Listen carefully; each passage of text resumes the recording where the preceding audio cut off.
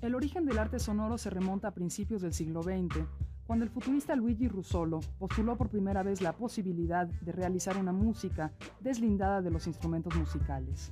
Asimismo, abogó por la utilización del ruido en la creación musical. Los futuristas estaban acercándose a cierto tipo de inventos que generaban sonidos. A las propuestas de Russolo le siguieron los experimentos del movimiento dadaísta, en los que se utilizaba la palabra hablada acentuando su morfología fonética.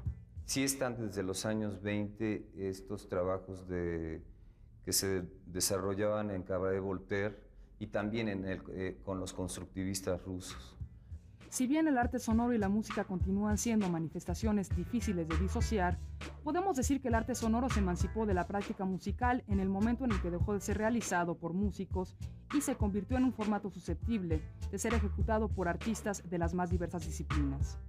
Entonces se abrió un nuevo horizonte dentro de la música y las artes, una dimensión aural en la que el sonido es explotado a partir de su potencial formal, conceptual y político.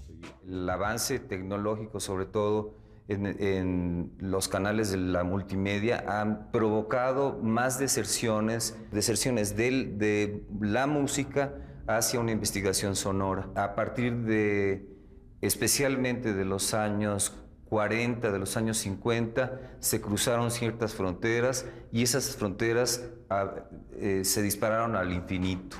Hoy, el término arte sonoro se refiere a las manifestaciones que a través de la experimentación sonora buscan encontrar maneras distintas de interactuar con el público y de relacionarse con otras formas de hacer arte. Estas pueden incluir poesía sonora, radioarte, música electroacústica y electrónica, música experimental, paisaje sonoro, escultura sonora, improvisación electrónica, instalaciones y acciones sonoras. Puede ser simplemente el concebirse, el autodefinirse individualmente como alguien que puede generar sonidos. Diversos acercamientos a la experimentación con el sonido en la década de los 50 determinaron la historia del arte sonoro. Por un lado, los happenings de John Cage y por el otro, la música concreta y electrónica creada en París y Colonia, respectivamente. John Cage ya presenta sus ideas que son milenarias, no son de él. Él lo que hace es simplemente llevarlas a los renglones de la modernidad y de una nueva conciencia humanista. La música concreta es básicamente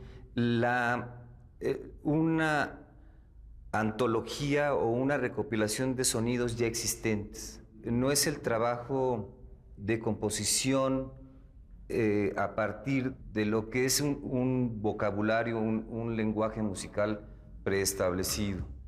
A partir de la coyuntura del performance, el arte conceptual y las nuevas herramientas tecnológicas, se desprenden diversos artistas que establecen un nuevo paradigma dentro de la creación artística gracias a su manera de trabajar con el sonido. Algunos ejemplos son las intervenciones sonoras de Max Neuhaus, la música experimental de Alvin Lucier, las acciones de Anya Lockwood del movimiento Fluxus y las interfaces de control sonoro de Laurie Anderson. Max Neuhaus es uno de los pioneros y de los grandes maestros del paisaje sonoro y de la instalación sonora.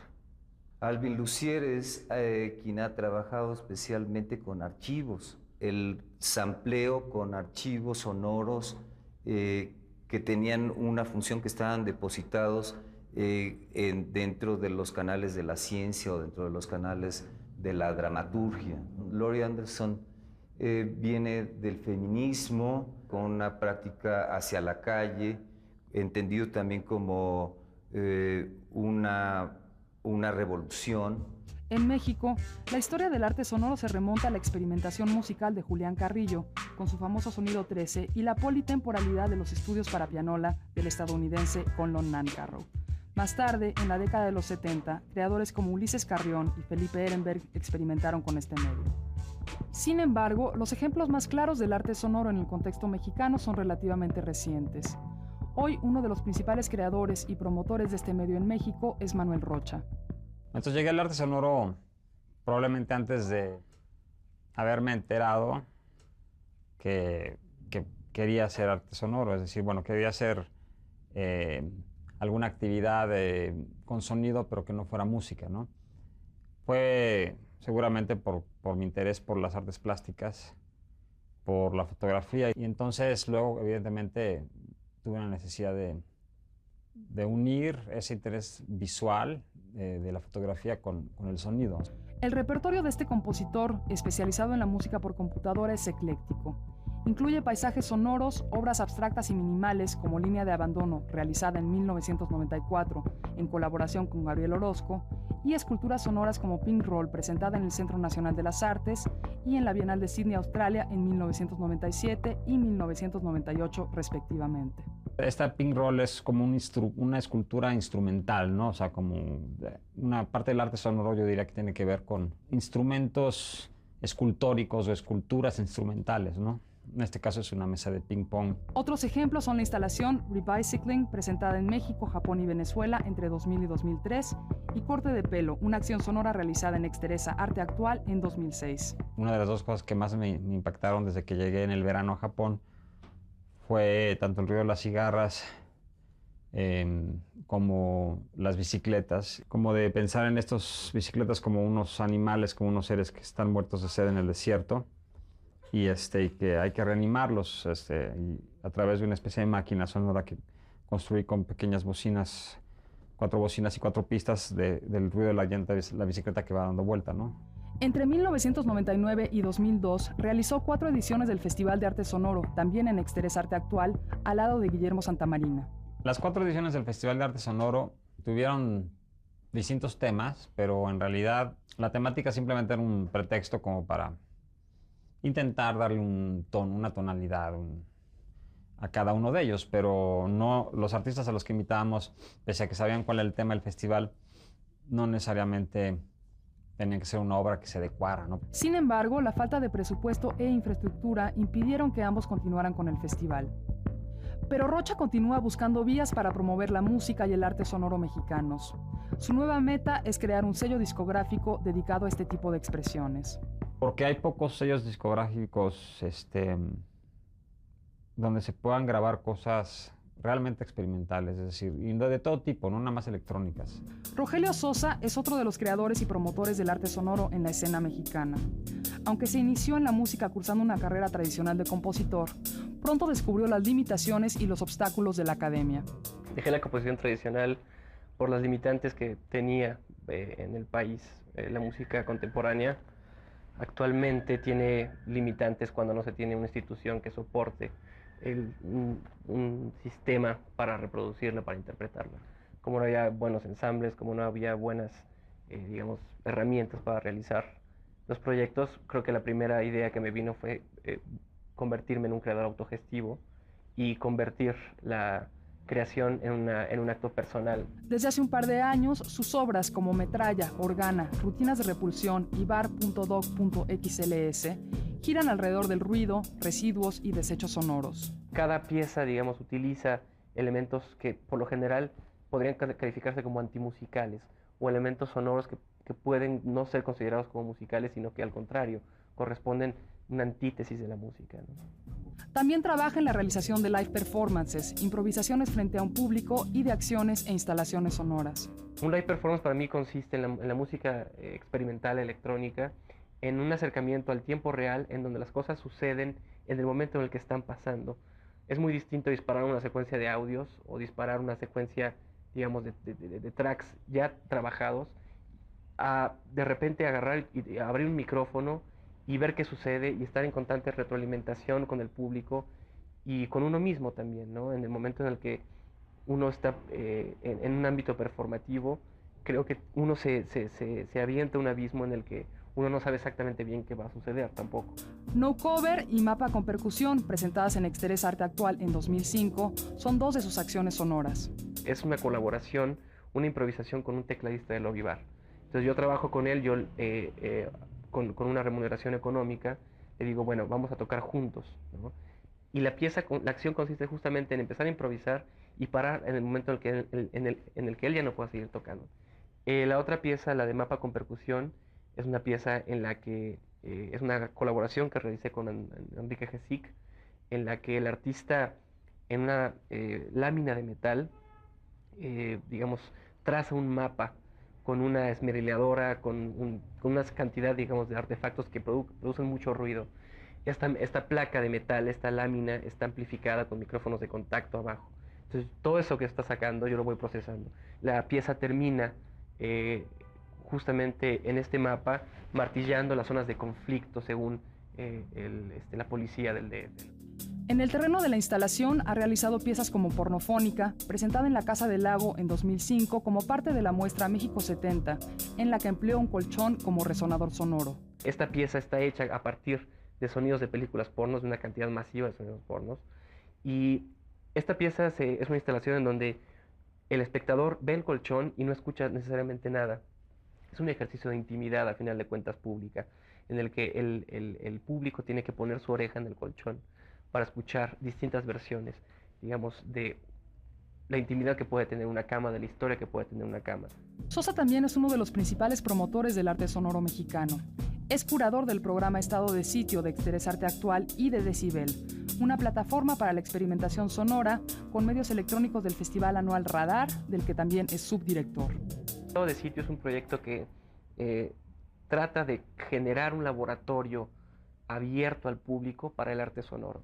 El arte sonoro no necesariamente implica herramientas electrónicas, eso tiene que quedar muy claro.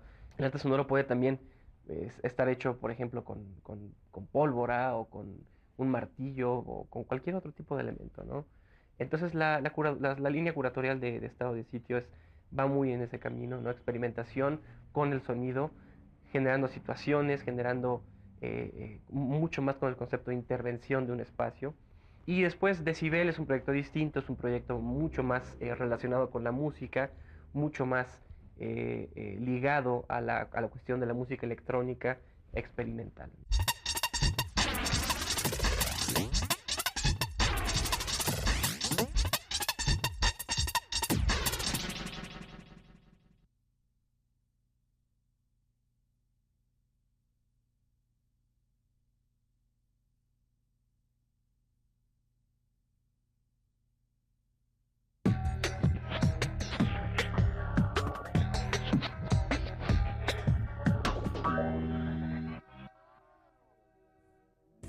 Daniel Morales llegó al arte sonoro por la puerta de la radio.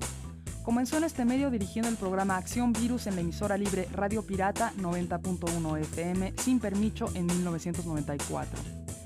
Antes había estudiado matemáticas durante 2 años y posteriormente artes visuales, además de diversos estudios musicales y de computación.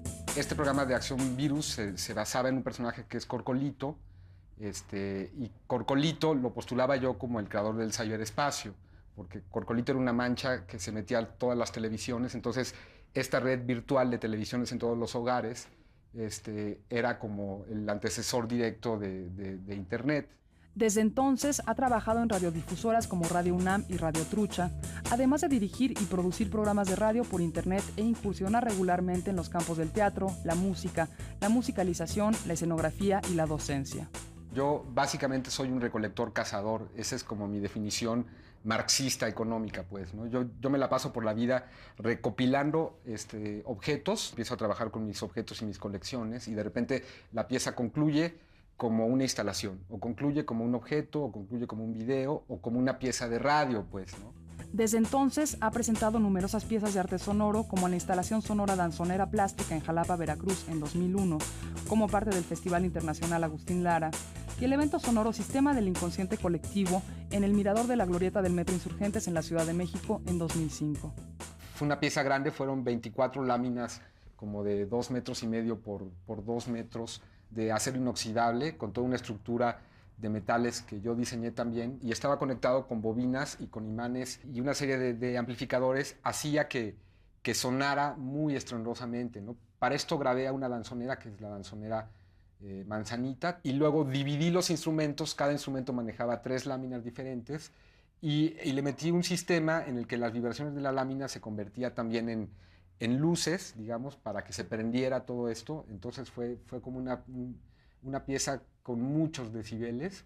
El sistema de inconsciente colectivo fue un proyecto que tuvo que ver como con muchas cosas también, entre ellas pues con la Ciudad de México. Casi toda mi obra tiene que ver con la Ciudad de México. Monté una exposición en un lugar que se llama El Mirador, que es en el Metro Insurgentes, que es que es una especie de puesto de tortas que tiene hoyitos y la gente se asoma por ahí para ver lo que se monta adentro. El público no es un público que esté como muy acostumbrado a asistir a espacios de arte contemporáneo, y yo lo que hice fue convertir el mismo puesto en una gran bocina, digamos, que sonaba muy fuerte también, y que estaba dando datos que tenían que ver con el temblor del 85, pues.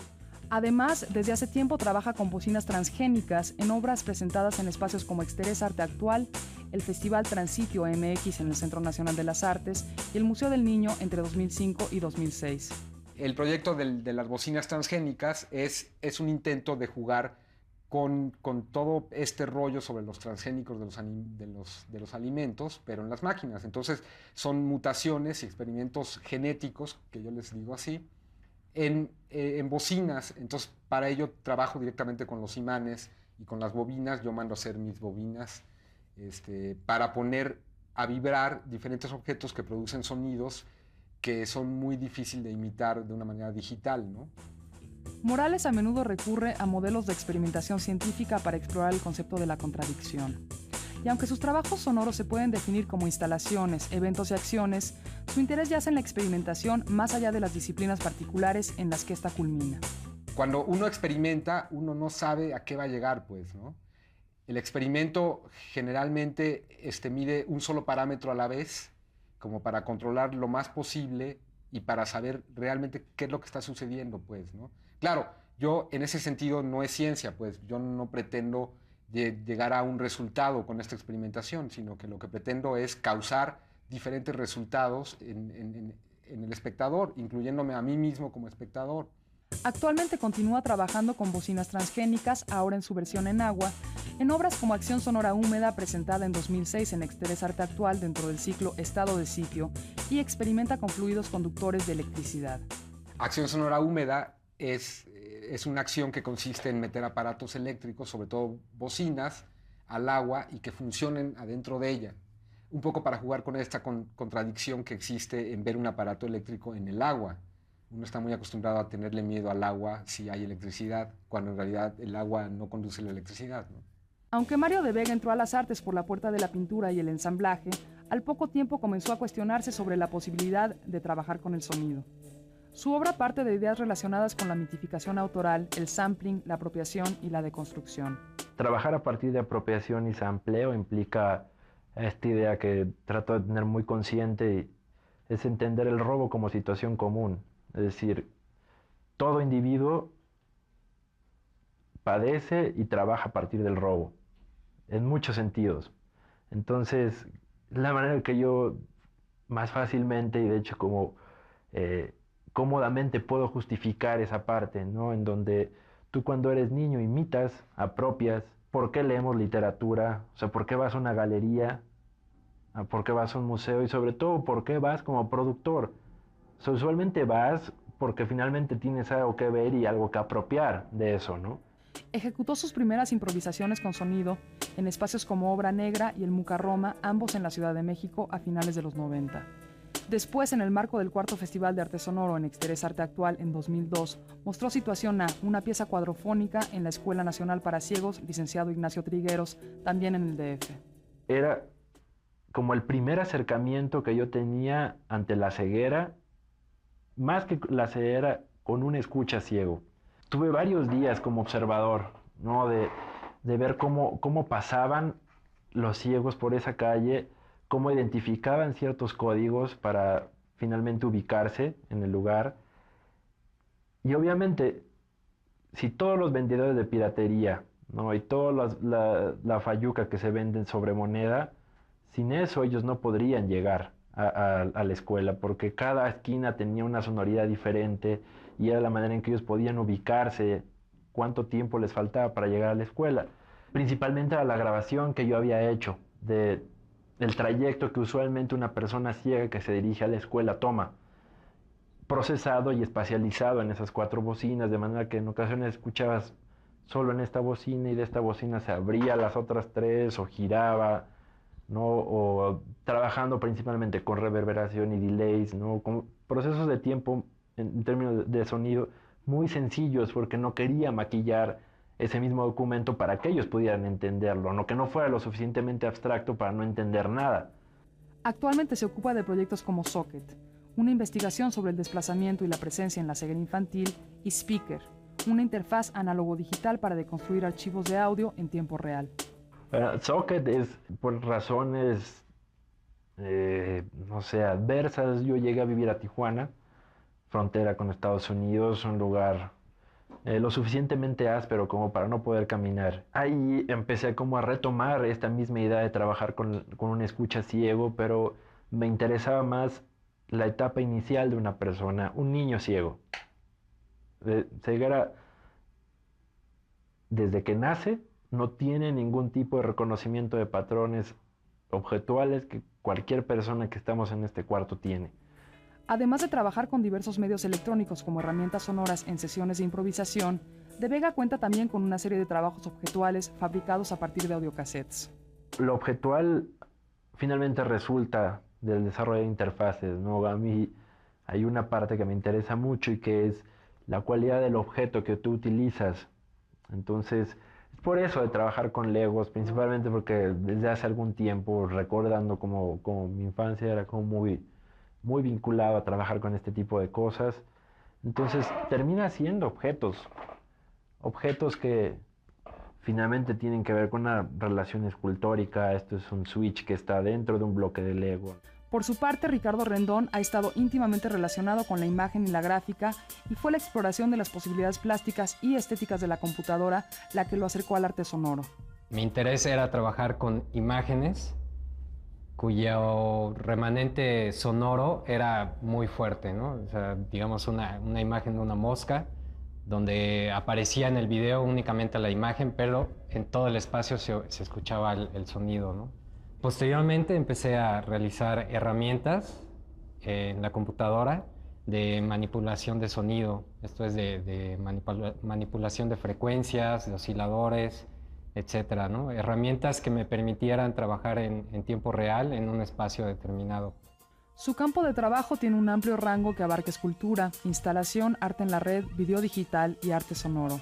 Sin embargo, su interés está centrado en la experiencia del sujeto creador y los procesos que enfrenta en la práctica artística. Mi trabajo versa principalmente sobre la generación de una plataforma de trabajo que esté determinada por 3 factores fundamentales, ¿no? Las condiciones del lugar, las condiciones de los materiales y los procedimientos de trabajo, es decir, las herramientas y las condiciones humanas. La aproximación de Rendón al arte sonoro está ligada a la idea de la ejecución e improvisación in situ y a la exploración de las condiciones del espacio y las herramientas sonoras. Es un trabajo que no está diseñado propiamente dicho, o sea, no hay un trabajo previo de mediación o de búsqueda de un resultado propiamente dicho. En el caso de la improvisación es muy distinto, en tanto que la ejecución es lo que determina la obra. Es una ejecución que se está dando continuamente, ¿no? No hay una previsualización o un proyecto, pues, de diseño de un resultado esperado, sino que hay posibilidades que se trabajan de acuerdo al contacto con el lugar, al contacto con los materiales o incluso con los espectadores, ¿no? con la gente del público. Rendón comenzó a ejecutar instrumentos virtuales para la improvisación sonora en la página de internet zonadefault.com, en la que utilizó una aplicación que lee las piezas de cualquier CD para después mezclarlas y generar nuevas propuestas sonoras. El interés en este caso partía de trabajar con distintos conceptos, en específico el espacio, el cuerpo, la identidad y sobre todo las posibilidades plásticas que proporciona este medio, ¿no? El NetArt. En este sentido era trabajar con las ventanas, con los scroll bars, con los fondos, con textos, etcétera, ¿no? Y van apareciendo, pero el trabajo fue mutando hasta terminar como una herramienta sonora, ¿no? Este proyecto fue presentado en el Museo Tamayo, en el Centro Nacional de las Artes y en el Laboratorio Arte Alameda de la Ciudad de México, así como en festivales de Lisboa, Madrid y Río de Janeiro. Su trabajo más reciente es Destroyed Music, una experimentación con viniles que conjunta la disciplina escultórica y el arte sonoro. El interés de este trabajo era trabajar un poco con la idea de la piratería y al mismo tiempo de poder generar una propuesta autónoma. Cada día son más los artistas provenientes de medios tan diversos como la música, el video, la instalación y el performance que buscan incursionar en el escenario del arte sonoro. Cada vez hay más artistas en el género. Además, no solo se están quedando aquí, que es lo más interesante. No van a tener que esperar mucho tiempo. Están saliendo inmediatamente porque la tecnología se los permite y porque tienen muchísimo talento. Tanto el interés que existe por las diferentes vertientes de esta disciplina, como los espacios en los que se presenta y difunde en México, se han ido multiplicando en años recientes. Sí está el esfuerzo fantástico de Radar, que ha permanecido, está el MUTEC, está pequeñas iniciativas en toda la República. En fin, sí hay, pero es mucho más grande la demanda que la oferta. Sus creadores como Manuel Rocha, Rogelio Sosa, Daniel Morales, Mario de Vega y Ricardo Rendón proponen nuevos paradigmas a partir de los materiales sonoros más inusitados.